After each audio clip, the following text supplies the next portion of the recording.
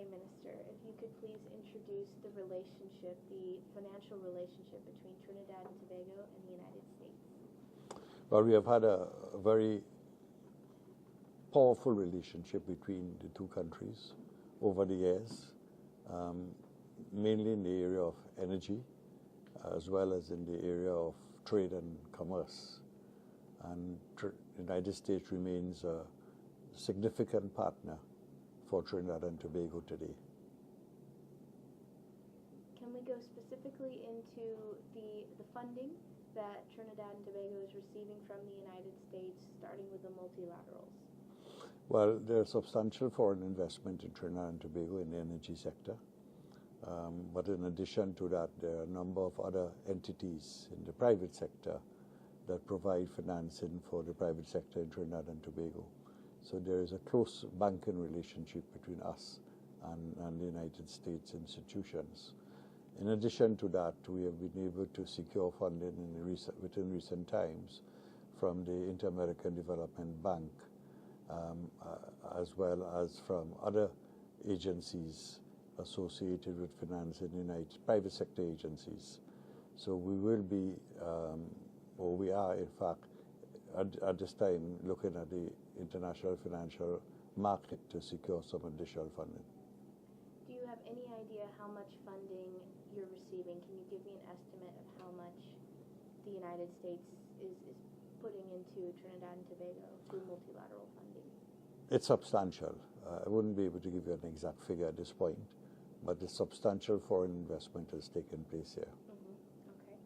And can you give us an overview of how the size of the financial sector here with banks, insurance companies, consultancies, stock exchanges? How big is the financial sector? Well, we have a very stable financial sector, and it has withstood the pressures of the recent upheaval in the financial world globally.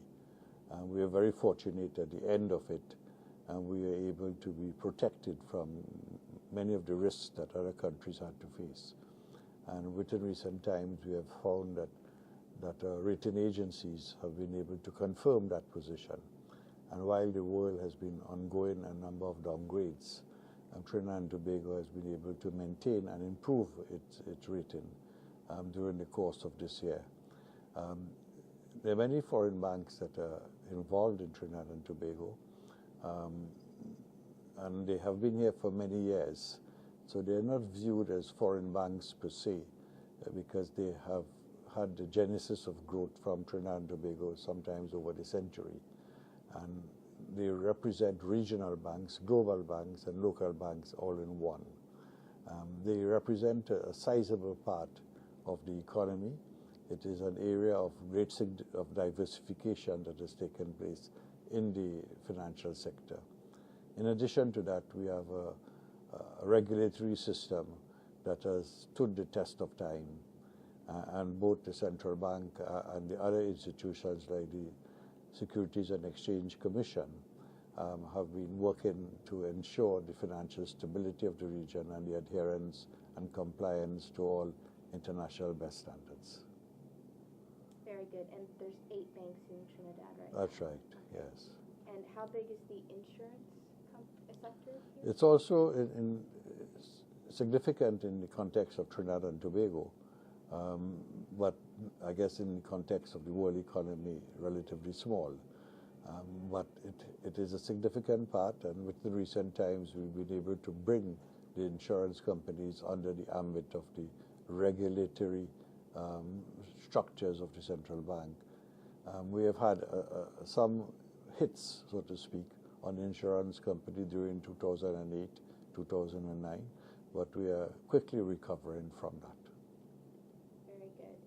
And what we want to show with this program is the private sector being very active representing Trinidad and Tobago, because when these investors come in, they want to speak with their counterparts, the other multinationals that are here. So how important do you feel the role of the private sector is here in Trinidad and Tobago? Well, the role of the private sector is clearly a very catalytic one in Trinidad and Tobago, for it supports the development of the country while at the same time it builds the competitiveness of the economy.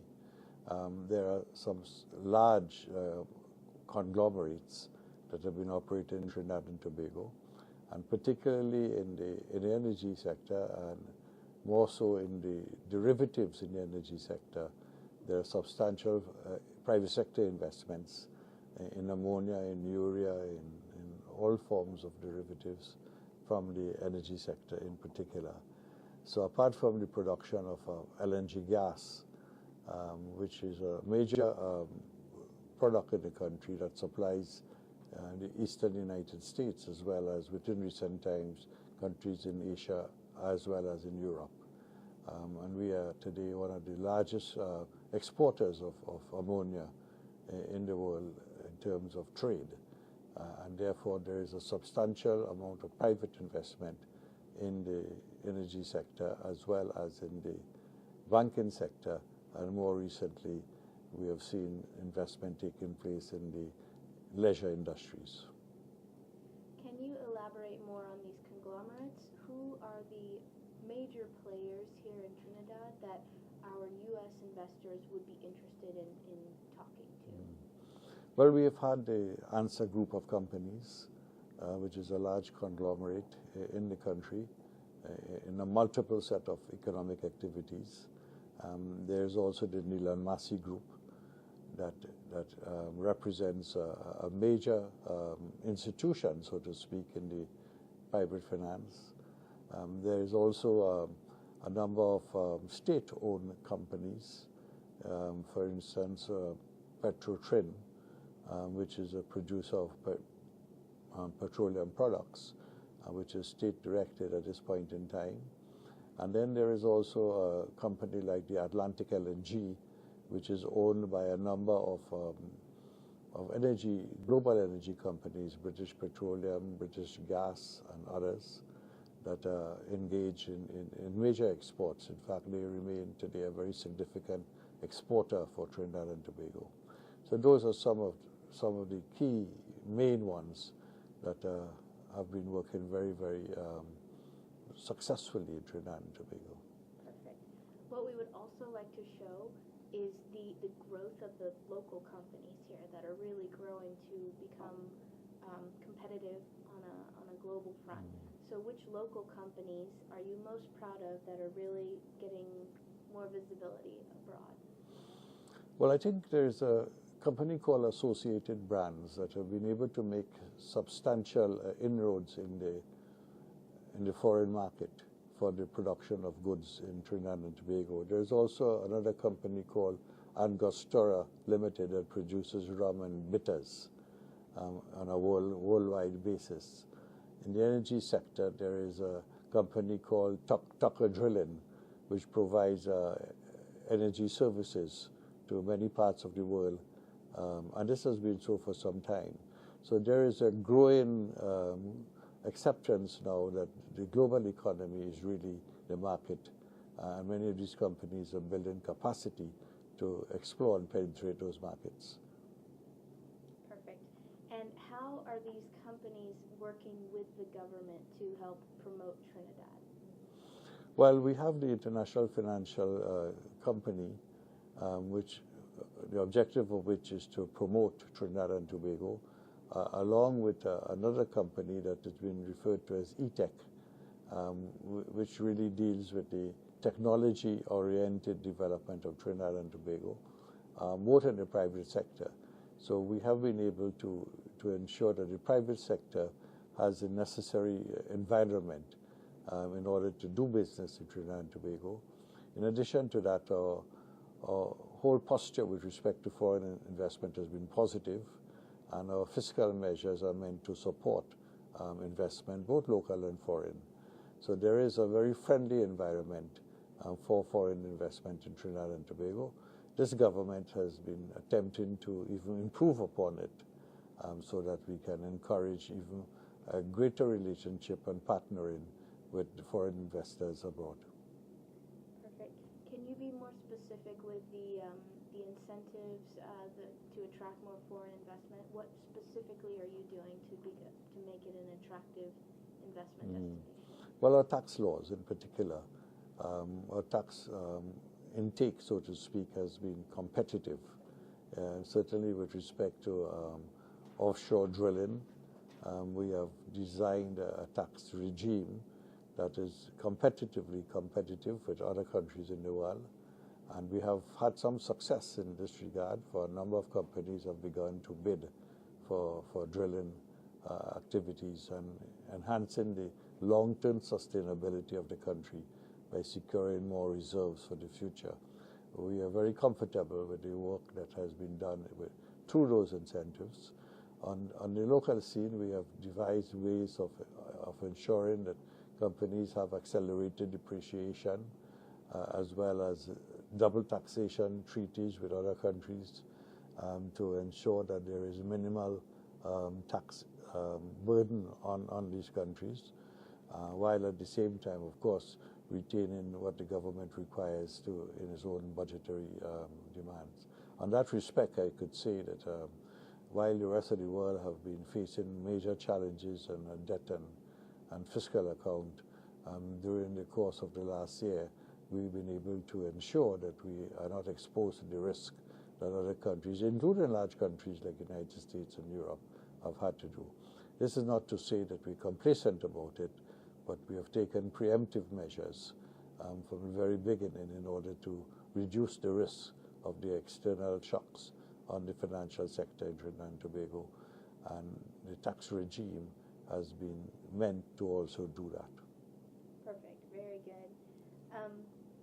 Another thing we'd like to show is that the public sector and the private sector are working together hand in hand to really make a new Trinidad, to make a new and powerful tiny country. So how important is it for the public and private sector to be seen by Americans as working together hand in hand? Well, I'm glad you said tiny country. I always say that it's a small island, but it's a big country, in the sense that it has elements of all countries in the world, both in terms of our population base, our history, in terms of our geography, and in terms of our population. That having been said, we have seen Trinidad and Tobago finding itself in a position today where it's about to take off in a point of departure that brings the private sector as a main partner. We are associated with what is called the Caribbean Connect program of the Inter-American Development Bank. That deals with the question of fostering private-public sector partnerships. And very recently, we have worked out a full program to encourage public-private sector partnerships through the Inter-American Development Bank facility in this regard. We have also introduced very recently what we call a public offerings program, where the state sector that has been developed over the years will now divest itself of some of its shares to the population at large, and indeed to strategic investors from abroad. And we call that the public offerings program. It's a very substantial sector in the economy, and we are attempting to bring the private sector into a mainstream set of activities through the private-public sector programs, as well as through the public offerings program, which would improve what I referred to as the capital market in the country. And the development of the stock market is one of our key objectives. Perfect. Can you introduce the stock market? Well, we have a relatively small stock market, but it has been growing at a reasonably good rate. Of course, it depends to a large extent on the economic fortunes of the country. What we intend to do now is to ensure that we widen the base of that stock market and have more issues, public sector issues, be placed on the stock market. We're also exploring ways and means to have some of the international companies lodge their offerings not only through the New York and Toronto and London stock markets, but also through the Trinidad and Tobago stock market by working out the right mechanisms that will protect them on one hand and will give the people of Trinidad and Tobago an opportunity on the other hand. So we are linking the stock market now to international stock markets at the same time. Very good, very good.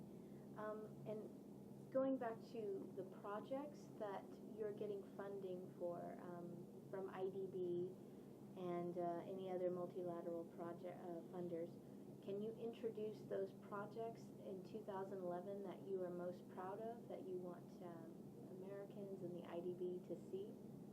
Well, we have been in discussions with the IDB on a number of projects, and many of them are what we call policy-based facilities. So they're not directly linked to actual projects, but they have been involved in different stages in the transportation sector, and we had recently been discussing with them the whole issue of the financing of a new highway between San Fernando and Point Forte, which will open up the southwestern peninsula and will allow us to have a wider base to operate from in Trinidad and Tobago. We have also been discussing with them the question of a new dam for water production, bearing in mind that shortage of water is likely to be an issue globally.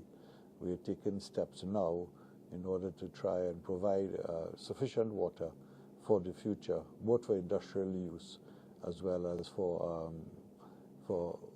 home consumption. We have also brought the financial facilities in the United States to bear upon the production of increased power plant that we have actually established already, which have increased the power supply. So in a way, we are anticipating the shortages in water and in electricity and in power that will be necessary to meet the demands of a growing economy. And a growing economy is what we are about to embark upon. And when do you think these projects will actually be executed? Well, with respect to the power plant, that has already been executed, maybe 70%, thereabouts. The other two projects of which I spoke about, one has started. It is meant to be done over a 4-year period from now. And the third one on the water dam that I spoke about will commence in 2012. Perfect. Very next year. A lot of things happening, a lot of growth. Okay, if we could go back to, I know I'm jumping around with the topics, but the banks, the 8 banks that are here in Trinidad, of those 8, which banks have the closest link with U.S. investment, and which ones would benefit most from being featured in this program? Well, maybe we should talk about the key banks that are here. Republic Bank at one time was, or it derived its genesis from Barclays Bank of the United Kingdom. It is now a fully nationally owned and publicly owned bank. It's perhaps it might well be the largest bank in Trinidad and Tobago today. Then there is RBC Royal Bank, which had its genesis from the Royal Bank of Canada and still associated with them. In fact, within recent times, they have now joined in once more to be a shareholder in that bank.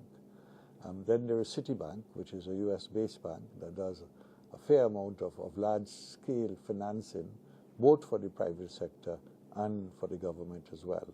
So in terms of U.S. banks, I think they perhaps has the largest presence in Trinidad and Tobago. There's also Scotiabank that has its genesis from the Scotiabank of Canada, and it's a subsidiary of that bank, but it has been here for, I would guess, almost 100 years. Very good. Anything else you would like to add for this interview, for links with the U.S.?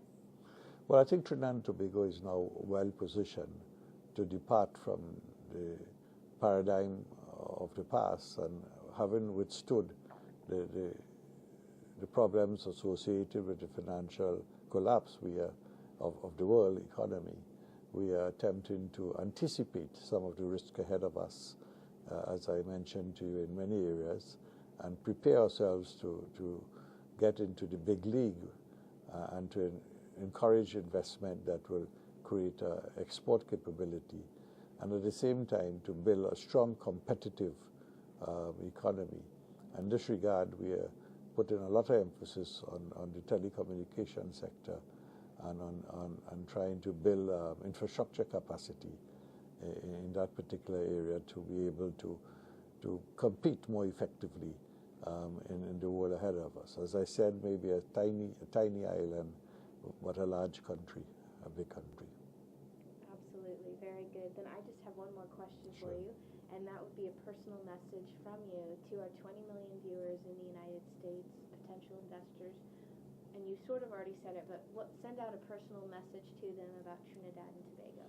Well, I would like to welcome all investors to consider very carefully Trinidad and Tobago as a location in the Caribbean, but positioned between Latin America and North America. A very diverse country. It has created for itself a unique identity. It has a strong cultural tradition that is Spanish, French, Indian and African and European all at the same time. It is almost a unique experience of the world coming together in one place called Trinidad and Tobago. Very good answers. Are we okay with sound? Yeah, good. Okay. Okay. Thank you very much. I appreciate, and I know we took a lot of your time. No, that's fine. But thank you for meeting.